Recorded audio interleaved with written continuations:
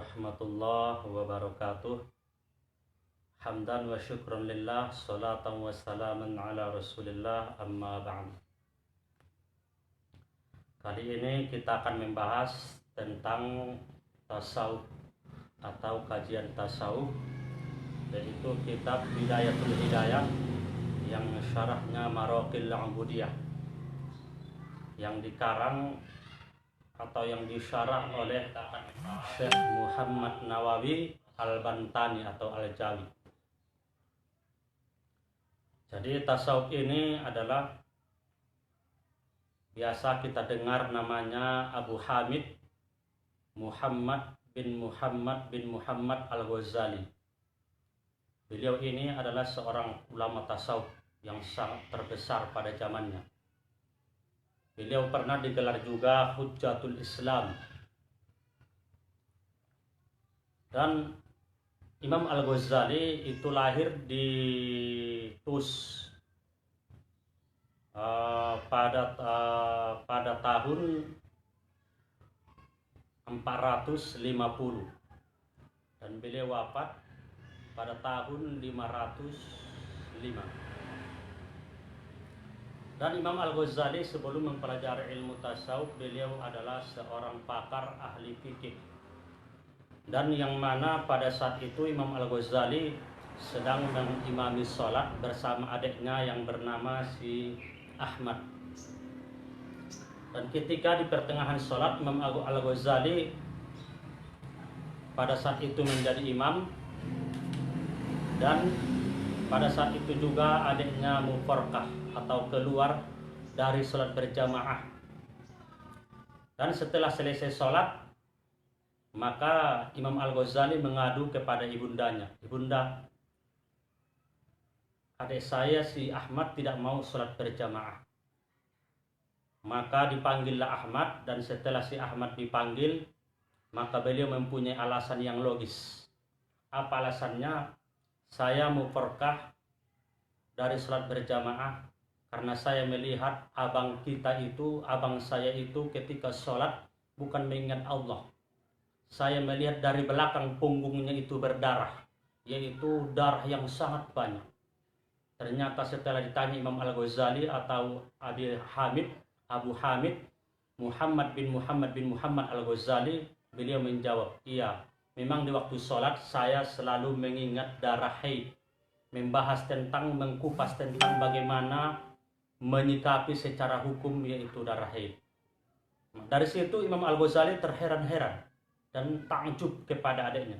Beliau menanya, di manakah engkau belajar?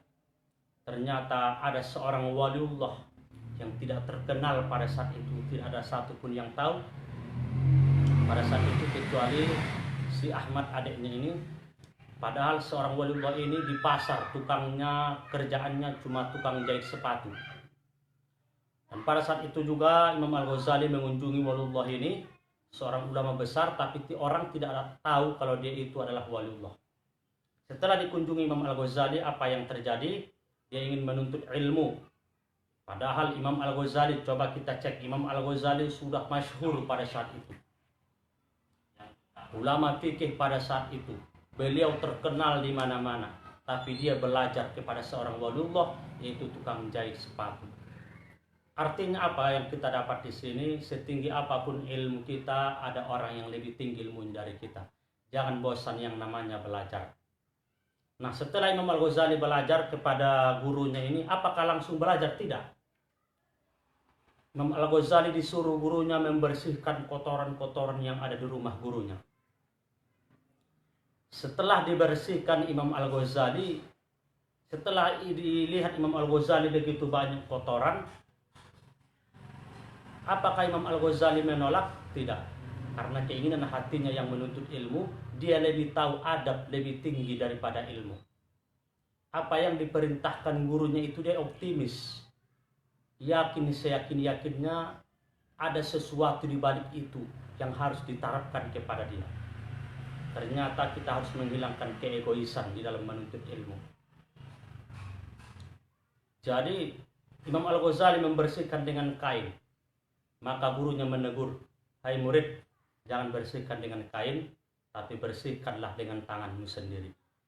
Akhirnya Imam Ghazali membersihkan dengan tangannya sendiri. Begitulah adab seorang murid, bahwasanya seorang guru menyuruh seorang murid bukan berarti tujuan yang aneh, akan tetapi dia lebih tahu karena ini seorang waliullah kan. Nah, di dalam kitab ini yang perlu saya bahas yaitu tentang ada 3 tingkatan menuntut ilmu. Wa'lam annan nasa fi talabil ilmi ala salasati ahwalin. Ketahuilah bahwa seorang yang menuntut ilmu itu ada 3 tingkatan. Rajulun talabal ilma liyattakhidahu zadahu ilal ma'adi. Seseorang yang menuntut ilmu liyattakhidahu, supaya menambah bekalnya untuk akhirat. Ini yang paling bagus. Kalau kita menuntut ilmu, yang pertama yang perlu kita perbaiki adalah hati kita, niat kita. Tingkatan yang pertama yang paling bagus dalam menuntut ilmu itu, yang pertama adalah tujuannya hanya semata-mata menambah bekal akhirat. Ini yang pertama.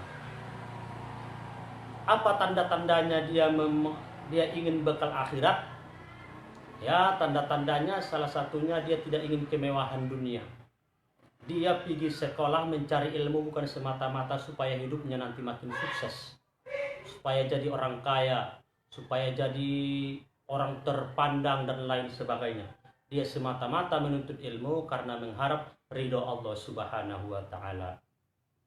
Rajulun, yang pertama seseorang yang menuntut ilmu untuk atau supaya menambah bekalnya kepada akhirat. Walam yaqsid bihi illa wajah Allah. Walam yaqsid ini fi'il mudhari.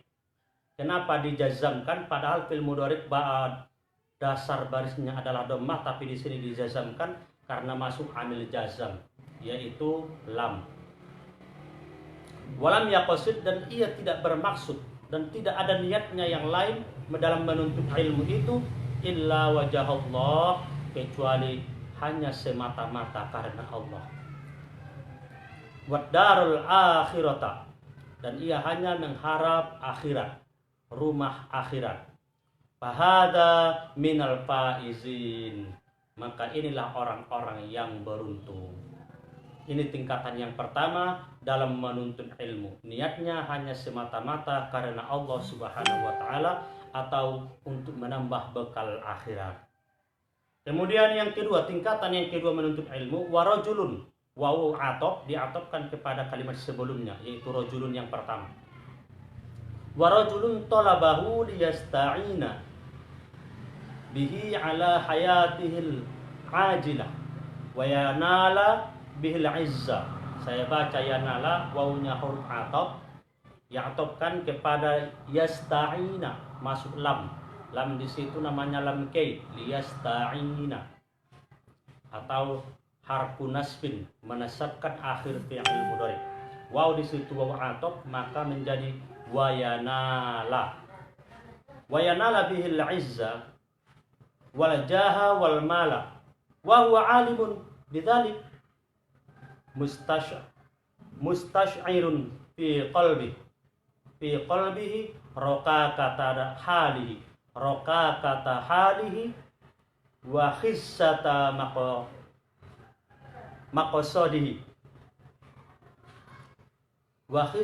maqsudihi fahada minal mukhatirin. Tingkatan yang kedua menuntut ilmu yaitu seseorang yang mencari ilmu untuk menjadikan ilmu itu sebagai alat dunianya, sebagai alat kehidupannya. Dia mencari ilmu tujuannya hanya supaya dia menjadi orang kaya. Dia hanya menjadikan ilmu itu sebagai jembatan kehidupannya. Ini sangat berbahaya. Maka sebab itu luruskanlah niat kita dalam menuntut ilmu. Kenapa? Kalau kita berniat menuntut ilmu karena Allah, maka dunia akan datang. Tapi kalau kita menuntut ilmu kita jadikan ilmu itu jembatan mengejar dunia kita, maka akhirat akan lari. Dunia tercapai tapi akhiratnya lari. Nah, ini yang paling kita khawatirkan dalam hidup ini. Nah, sebab itu kalau kata orang pepatah zaman dulu, santampul dua lancim. Nah, artinya santampul dua lancim, sekali dayung dua pulau terlampau. Artinya apa? Kita menuntut ilmu niatkan karena Allah, dapat akhiratnya, dapat dunia. Tapi kalau niat kita hanya mengejar dunia, tidak mengejar akhirat, maka cuma satu dapat. Allah kasih dunia, tapi dikhawatirkan nanti akhiratnya. Dikhawatirkan nanti akhiratnya, kata ulama ini. Wa yanalu bil izzah, dia menuntut ilmu hanya mencapai tujuan jabatan, ketinggian, wal jah, kehormatan, izzah kehormatan, wal jah dan jabatan. Kemudian wal mala, mencari harta, mengumpul-umpul harta. Wa huwa alim, padahal dia tahu itu enggak boleh, padahal dia tahu niat seperti itu tak boleh. Rokakah, lemahnya dirinya, lemah. Dia tahu bahwasan keadaannya ini lemah, dia tidak ahli ilmu kan gitu. Wa khissata maqsudihi, dan dia tahu tujuannya ini hina, enggak boleh, dilarang oleh Allah Subhanahu wa taala. Fahadha minal mukhatirin, kata Imam Al-Ghazali, ini adalah orang-orang yang dikhawatirkan. Yang dikhawatirkan. Lalu bagaimana hidupnya orang yang seperti ini? Di dalam kitab Maraqil Ubudiyahnya, hidup orang yang seperti ini akan dikhawatirkan, itu terserah kepada Allah. Masyiatullah, tergantung kehendak Allah. Jika Allah memaafkannya karena taubatnya, maka dia akan segera, maka Allah memaafkannya. Atau dia tidak bertaubat, fa in ajalahu ajalah, maka andaikan atau maka jika segera ajalnya datang, tiba-tiba ajalnya datang, qabala at-taubati, qabala menjadi mudhaf, at-taubati mudhafun ilaih. Qabala at-taubati, sebelum ia bertaubat, khifa alaihi min su'il khatimah, dikhawatirkan akhir hayatnya menjadi su'il khatimah. Artinya dia menuntut ilmu, tujuannya hanya mengumpulkan harta, mencari jabatan, bahkan dia jadikan ilmu itu untuk menjilat. Menjilat, maka orang yang seperti ini hidupnya dikhawatirkan. Andaikan datang ajalnya tiba-tiba, padahal dia belum bertaubat, maka itu tergantung kepada Allah Subhanahu wa taala. Jika lebih banyak dosanya, maka dia akan disiksa dulu. Tapi jika lebih banyak pahalanya, itu diserahkan kepada Allah Subhanahu wa taala. Yang penting dikhawatirkan akan menjadi su'ul khatimah. Bagaimana ciri-ciri orang yang menuntut ilmu mengejar dunia? Yang pertama, dia mendekati pemimpin. Dia suka menjilat-jilat pemimpin. Kecuali, ada kecualinya. Kecuali dia mendekati pemimpin, ada tujuannya. Yang pertama, untuk mengarahkan pemimpin. Kalau dia mendekati pemimpin boleh, sekalipun dia seorang ulama, dia mendekati pemimpin, hanya niat dia mengarahkan pemimpin itu boleh. Contoh, supaya kemaslahatan dana-dana umat itu terpakai kembali kepada umat. Itu sangat dibolehkan para ulama tasawuf. Yang kedua, kalau dia mendekati pemimpin, dengan mendekati pemimpinlah tercapai tujuan agama. Kalau tidak didekati pemimpin, agama akan di-stop. Kegiatan-kegiatan agama umpama di Labuan Batin akan di-stop. Tapi kalau dia mendekati pemimpin dengan tujuan bisa mempermudah dakwahnya agama, menyebarluaskan agama, maka ini sangat dianjurkan oleh ulama tasawuf. Seperti di dalam kitab Fihi Ma Fihi yang dikarang oleh Syekh Jalaluddin Rumi. Kata beliau, yang dikatakan seorang ulama itu ibarat matahari. Artinya apa? Terkadang matahari mendekat kepada sesuatu supaya nampak cahayanya. Kalau sembunyi ulama itu tidak mendekat kepada sesuatu, tidak nampak cahayanya. Nah, seorang ulama memang ada tugasnya didekati seorang pemimpin supaya cahaya ilmunya itu kembali tersebar. Bukan untuk tujuan mengumpulkan harta dan lain sebagainya. Itulah yang dikatakan Imam Al-Ghazali di dalam tasawuf. Kemudian selanjutnya yang ketiga, yaitu seseorang yang ingin menuntut ilmu, tingkatan yang ketiga menuntut ilmu. Wa rajulun tsalis. Siapakah tingkatan yang ketiga menuntut ilmu? Seseorang istahwada alaihi syaitan, yang nafsunya dikuasai setan, hatinya dikuasai setan. Ada orang menuntut ilmu semata-mata karena dia dikuasai setan. Fattakhadha ilmahu. Fa'ittakhadha ilmahu. Ini fi'il madi, timbangan ifta'ala, ittakhadha. Ittakhadha. Ia menjadikan ilmunya dzari'atan ila takatsuri. Takatsuri, timbangan tafa'ala yatafa'alu tafa'ulan. Takatsara yatakatsaru takatsuran. Ia menjadikan ilmunya dzari'atan ila takatsur, jembatan mengumpulkan harta, buat tafakhur dan belejahi dan bermegah-megah dengan kejabatan, mengumpulkan jabatan. Wa ta'azzuz bi kathratil atba', dan mencari banyak kemuliaan, banyak pengikut, mencari banyak pengikut. Dia menuntut ilmu tujuannya supaya banyak pengikutnya. Yang seperti ini juga sangat dilarang para ulama Al-Ghazali. Yang pertama yang dilarang mengumpulkan harta, tujuannya untuk mengumpulkan harta. Yang kedua mengumpulkan jabatan. Yang ketiga tujuannya menuntut ilmu. Ada orang menuntut ilmu tujuannya untuk supaya banyak pengikutnya. Ini juga sangat dilarang. Tapi kalau niat kita karena Allah lalu diikuti orang banyak, nggak masalah. Nggak masalah. Kalau kita menuntut ilmu karena Allah lalu banyak harta kita, nggak masalah. Tapi kalau kita menuntut ilmu lalu kita punya jabatan, nggak masalah. Yang jadi masalah semata-mata tujuannya mencari jabatan, semata-mata tujuannya memperbanyak pengikut, dan semata-mata tujuannya hanya untuk mengumpulkan harta. Yadkhulu bi'ilmihi kullu madakhalin.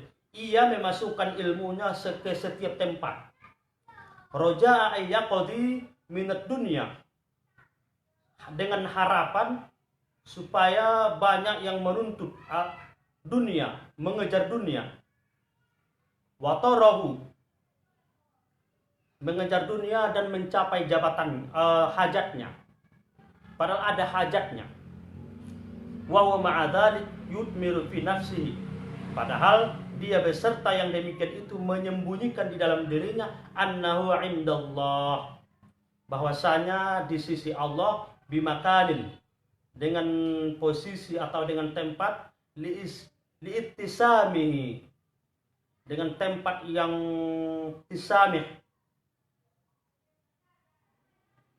dengan tempat yang ternama, yaitu tempat posisinya ulama. Dia menjadikan dirinya sebagai seolah-olah ulama. Wa tarassumihi birusumihim fizzai, dan dia menggambarkan dirinya dengan gambaran-gambaran ulama. Cakapnya seperti cakap ulama, perbuatannya seperti perbuatan ulama, padahal di hatinya tersembunyi sesuatu yang mencapai dunia. Yang seperti ini sangat berbahaya, kata Imam Al-Ghazali. Fahada minal halikin.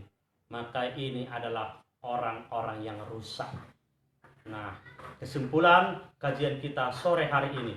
Yang pertama, menuntut ilmu lah karena Allah, karena mengharap akhirat, bukan kepada yang lain. Yang kedua, jangan menuntut ilmu karena ingin mencapai supaya menjadi pertolongan untuk kehidupan kita. Kita menuntut ilmu supaya kita menjadi orang hebat, supaya kita artinya menjadikan ilmu ini pertolongan untuk kehidupan kita, artinya kehidupan dunia. Kemudian yang ketiga, semata-mata orang yang menuntut ilmu semata-mata mencari dunia, bukan jangankan pertolongan, bahkan dari ilmu inilah dia menjadikan kehidupan dunianya. Artinya apa? Dia memakai pakaian ulama tapi hatinya sangat kotor, tidak ada ilmu tasawufnya. Barakallah, mudah-mudahan bermanfaat kita untuk semua, dan boleh dikoreksi mana tahu ada salah penyampaian, tetapi dikoreksi secara pribadi atau secara langsung ke WA saya atau ke messenger saya. Insyaallah kami siap dikoreksi. Mohon maaf atas segala kekurangan. Assalamualaikum warahmatullahi wabarakatuh.